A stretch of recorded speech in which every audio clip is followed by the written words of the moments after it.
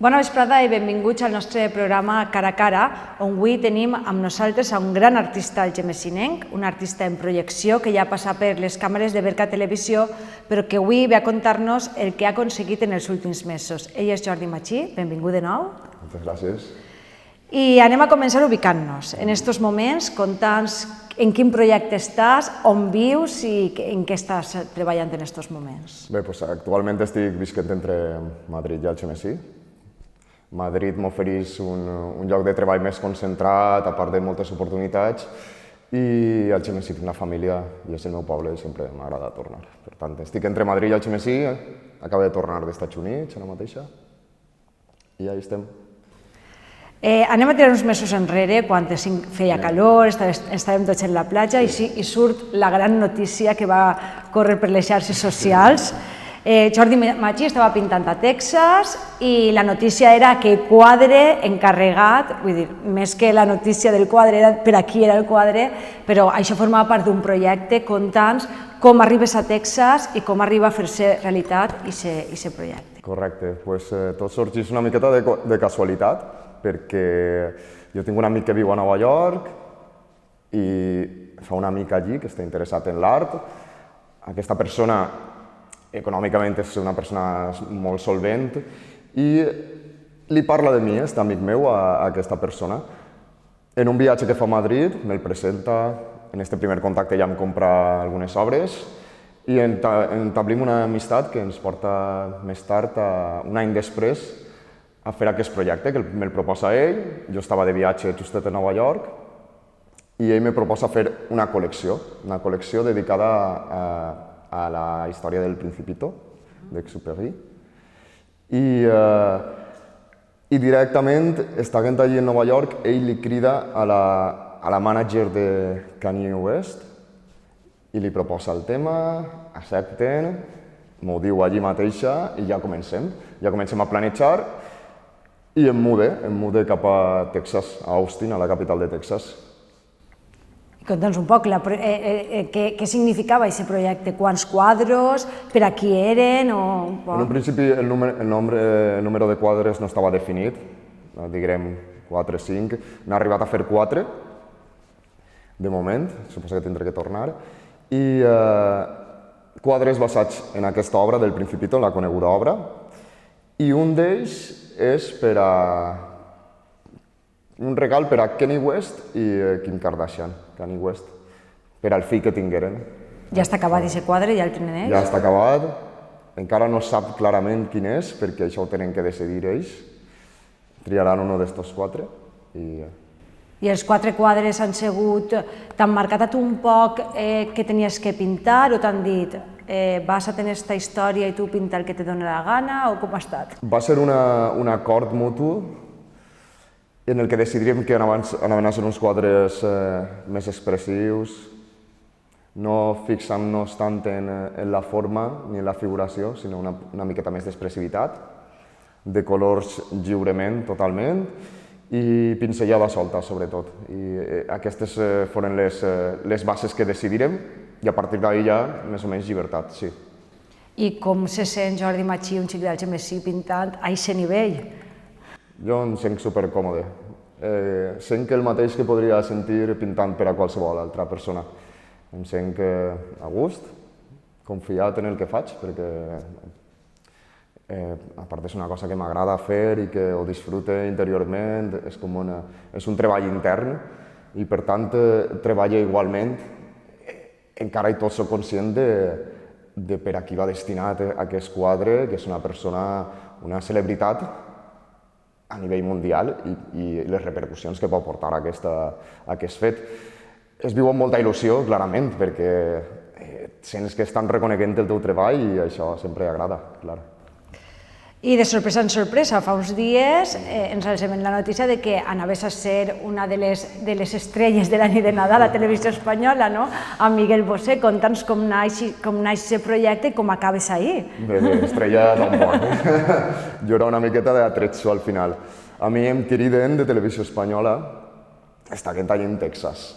El director del programa de l'especial de Miguel Bosé és Santiago Tabernero. Jo he treballat en Santiago Tabernero en cinema i em coneix. Ell sap que estic allí, sap el projecte que estic fent, i directament em toca i em diu, mira, he pensat en tu per a participar en l'especial de Miguel Bosé, que pintes un quadre allí, però si estàs allí no sé si podràs vindre. Jo li vaig dir, tu em dius que es fa el programa i jo me canvio el vol i vaig, perquè m'interessa totalment. És un projecte superxulo a nivell d'Espanya i amb una repercussió en Espanya que generalment no he tingut. O sigui, jo m'he manejat més pràcticament per l'estranger.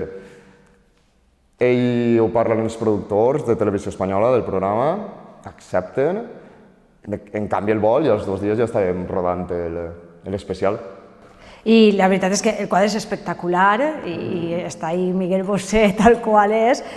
Conta'ns un poc, no sols treballar, ja havies treballat per a persones com Miguel Bosé, però conta'ns un poc com és treballar en les càmeres gravant-te i en un poc en el temps comptar que no és un quadre que tu pintes lliurement en ta casa quan estàs inspirat. Correcte. Doncs ha estat un repte realment perquè jo començo el quadre i no estic al meu espai comú, estic enfront d'un mural enorme, en blanc, amb 2 càmeres gegants enfocant-me i en el temps comptat. Entonces és com, estic una miqueta en presses i jo recordo els primers moments que hi ha la gota de sudor pensant, mare meva, i em vaig arribar a bloquejar els primers moments fins que vaig dir, bueno, anem a parar, anem a fer un descans. Portava despert des de les 5 del matí també, vaig fer un cafè, un esmorzaret, vaig llevar la cara, vaig tornar i vaig començar pràcticament de nou i d'ahir ja em vaig vendre amunt i superbé. Ahir ja em vaig oblidar que n'hi havia càmeres, inclús ballava amb la música perquè estaven rodant l'especial. Al mateix temps? Al mateix temps, en el plató al costat mateixa. Jo sentia tot. Miguel Bosé venia de volta en quant a veure com anava el quadre i ja a gust, al final a gust. I el tema és que anava passant també molta gent per ahí. Però al final se t'oblida, al final tantes hores allí enfront a la càmera... Tu d'antemà no tenies res pensat, o sigui, tu anaves allí i a veure què te proposaven, tu sabies el que tenies que fer. Jo sabia que era un retrat a gran format. Més o menys em vaig fer una idea mental del que volia fer, havia pensat una composició com la que vaig fer finalment, però clar, a mi em passa Warner Music, em passa les fotos del look actual la nit anterior. I és com, bueno, vale, tinc que dir, no sé si s'ha fixat, però estan les fotos com penjades per tot. I a partir d'ahir ja em tinc que adaptar a la informació que m'anava arribant a última hora. Suposo que content en el resultat i Miguel Bosé també, no? Sí, a Miguel Bosé li encantava.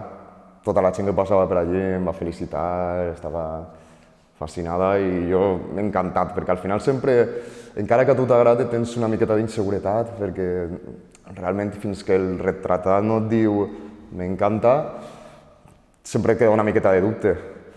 I a Miguel li encantava. Ell va vindre des del primer dia, a més, encara no estava acabat, ja em va dir este quadre el vull jo, tal, no sé què. I des del primer moment, encantat, i ja vinguent a braços i tot. Molt bé, molt bé. Vale, aquestes són les dues històries que nosaltres coneguem més cridaneres. Suposo que n'hi haurà més a aquest nivell, però bueno, després d'escoltar-les i després de llegir alguns articles, és Jordi Machí el pintor dels famosos? Jo crec que aquest titular ha sigut una miqueta passar-se, ha sigut una miqueta sensacionalista. Jo recordo que quan el vaig llegir, com va ser el dia 24, va ser, ostres... Recordem que va ser un reportatge que va eixir al País el passat 24 de desembre i titulava així, Jordi Machí, el pintor dels famosos. Sí, jo em va sorprendre, va ser com... Jo em referís que és cap a on camina la teua carrera, vull dir, a hores d'ara suposa, o entenc jo, que pot ser un pintor per encàrrec, però d'aquest tipus de persones, és on vols encaminar la teua carrera? Realment no és el meu camí que vull encaminar. Està clar que una celebritat et porta un reconeixement i una publicitat que una persona de peu no té aquesta projecció. No és el camí que vull elegir. Està clar que estic obert a tota classe de clients I per supost, aquests m'interessen en part per la publicitat que em poden fer, però no és el camí, no és, el retrat m'agrada, que és el que més disfrute. No enfoque la meva carrera a buscar famosos com posa l'article una miqueta, que això jo no ho he dit en cap moment, però sens dubte em ve perfecte. Val, perquè tu ara estàs treballant en algun projecte concret o simplement esperes encàrrecs?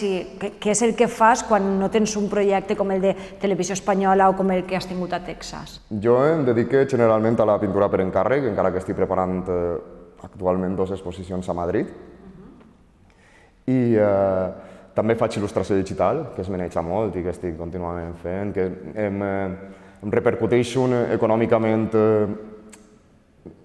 em dona una estabilitat econòmica, perquè jo guanyo més de fer una exposició de quadres a l'oli per encàrrec, però la il·lustració digital és com uns diners més del dia a dia. És una estabilitat que em dona la il·lustració digital. I després de projectes que tinc encàrrecs, tinc algun famoset també, per així, tant espanyol com americà, en els plans de fer-me encàrrec, i altra gent que m'encomana quadres, a part de les exposicions. I com és treballar per aquesta gent, les exigències d'aquesta gent? Perquè, clar, estan acostumats a unes exigències que no té la gent de peu. I com és treballar per aquesta gent? Sempre tens una miqueta de por, de que te puguen dir de repente això no m'agrada gens, tot el que has fet, tira-ho a la basura perquè no volem. Sempre va ser una miqueta de por, però jo generalment he tingut bones experiències i em deixen llibertat i solen adaptar-me prou bé a la meva voluntat. Suposa que arribar així no haurà sigut fàcil. Un pintor i un pintor jove que estigui vivint del seu art no és una cosa molt comú ni crec que sigui una cosa fàcil. Si tu mires enrere els anys que has passat des que has arribat fins que ens pugues estar contant aquestes històries, com veus aquest camí? És un camí dur i de lluita i de treballar i de buscar-se la vida, molt. I no ha sigut un camí fàcil per a res. Jo he tingut que lluitar. També és de veres que en el tema de l'art tot no és el talent i necessites tindre una habilitat social i caure bé, sempre amb humilitat i amb tolerància i amb la ment oberta al que te pugues trobar i adaptar-te a qualsevol situació. I jo crec que així se t'obrin moltes portes i és el que he intentat fer en tot moment, obrir-me portes i no tancar-me cap. Si m'han proposat anar a qualsevol país a fer un projecte, dona igual que fora el Líbano com està, dona igual que fora un país conflictiu, entre cometes, que sense por i endavant i la ment oberta, perquè al final som persones tot i la bondat existeix. Sí, perquè tu estudiant ja vas anar a l'estranger, ja vas estar en diversos països preparant-te per a poder tindre aquesta ment oberta i poder després encarar el futur. Clar, a lo millor és una miqueta de formació també aquest aspecte de ja a la universitat haver fet Erasmus, haver fet una altra beca que em porta a Brasil, i entres en contacte amb molts tipus de gent i veus que realment són pareguts, que et volen, que et fas de voler, que vols a la gent, que et reconeixes i això jo crec que obri la ment prou. És un bon fet el tema eixir de la teva zona de confort. Perquè ja hem tirat la vista enrere, has vist aquest temps que no era tot tan fàcil i el teu punt d'inflexió pot ser aquesta exposició que fas a Beirut i que vens tots els teus quadres, no? Conta'ns un poc com va ser aquesta... Això va ser increïble, perquè clar, jo venia d'Espanya, que clarament fas una exposició i artísticament és molt complicat vendre obra. Tens que estar en un cercle molt concret i allí vaig veure que de sobte estava arribant a la meva exposició, a la inauguració, i ja havia venut un quadre abans d'arribar. I jo era com, ostres, què està passant així? I va ser una miqueta impactant per a mi veure que es venia tot en la mateixa inauguració, venint d'Espanya i en aquella època que productivament no era tan rentable per a mi, així en Espanya. I va ser molt agradable, va ser, de repente, canviar la mentalitat, dius, així puc viure d'això, puc viure del que m'agrada realment. I a partir d'aquesta exposició eixirem molts clients i a partir d'ahir la veritat és que va ser un punt d'inflexió realment. També col·labores en algunes revistes, plataformes artístiques, no? Exposes ahir la teva forma de veure l'art. Sí, i parlo una miqueta d'art dins de la meva capacitat, que tampoc és que siga jo ningú escritor ni res. Intenté fer articles i donar la meva opinió sobre artistes, sempre amb respecte i sempre amb admiració cap als artistes sobre els que escric. Parlem de la teva pintura. Explica'ns un poc a la gent de peu. Què és el que tu pintes? Jo pinto bàsicament de tot, correcte. Jo crec que, al igual que en la vida, el saber adaptar-se és una qualitat i intento adaptar-me sempre al que el client em demana. Està clar que sí que tinc unes línies més marcades o que realment si tinc que pintar per el meu compte... Clar, oblida't un poc de lo que la gent et demana. Si tingueres que pintar tu... Jo disfruto del gran format, disfruto de la pinzellada solta, disfruto del retrat. M'encanta pintar figuració humana i les cares molt més que... El paisatge m'agrada, per exemple, però no em plena tant com la figuració humana. No sé si és una empatia en la nostra espècie, però sí, sent que la figuració és el que més m'atrau. M'agrada el dibuix molt, m'agrada fer un bon dibuix primer, perquè per a mi és la base d'una bona pintura després. I sobretot també m'agrada molt el tema, una paleta oberta en la que els colors siguin protagonistes i a la vegada no tinga un sentit concret en la realitat. Jo puc posar un roig on realment estàs veient un marró, per exemple. També hem vist per ahir caricatures, també et té molt a fer... Clar, és una miqueta també la figuració i l'exageració de la... Sí, m'agrada. Jo he llegit per ahir que la teua infància és gran part de la teua inspiració, és així? Clar, sí, al final la infància és una de les èpoques més feliços, per almenys en el meu cas. Aquella despreocupació l'únic problema que n'hi ha és no fer tard a veure la teua sèrie d'animació preferida mentre berenes en casa. I clarament la meva infància està marcada per els dibuixos i és una cosa que sempre m'agrada recordar, és una miqueta retornar a una època en la que tu realment eres feliç i purament feliç. Sense preocupacions. I l'art m'ajuda molt a tornar a aquesta època i intentar recuperar aquells sentiments que tenia quan era un xiquet. Val, una pregunta pràctica. Com pot una persona, per exemple, d'Algemesí comprar un quadre de Jordi Magí?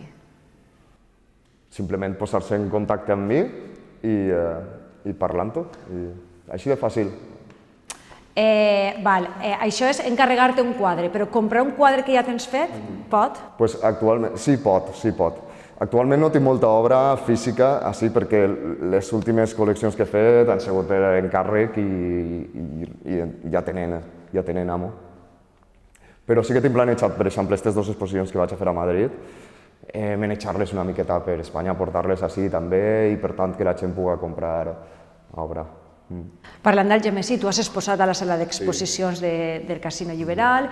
Un poc m'agradaria, com a entès en l'art, com veus, així tenim un premi de pintura, prou prestigiós, i un poc m'agradaria com veus a nivell artístic com es maneja l'Ajuntament d'Algemesí, en aquest cas. Jo crec que funciona perfectament a Algemesí a nivell cultural.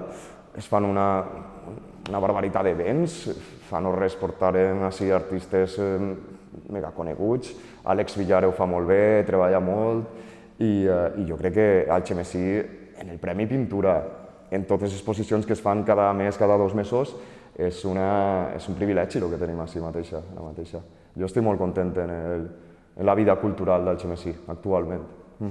Te tornarem a veure si en Algemesí és posat. Per supost. Ja. Ja per últim, Jordi, com es presenta el 2017, que ja comencem? Sols en que siga la meitat de bo que ha sigut per a mi el 2017, encantat, i jo crec que van eixir coses molt xules i segur que teniu més notícies meves. Sí, poc. Pues Jordi, moltes gràcies per haver-nos dedicat un poc del teu temps, en Algemesí. Esperem que et vagi molt bé i que vingues així a Berca Televisió a contar-nos. Moltes gràcies, per supost, així estaré.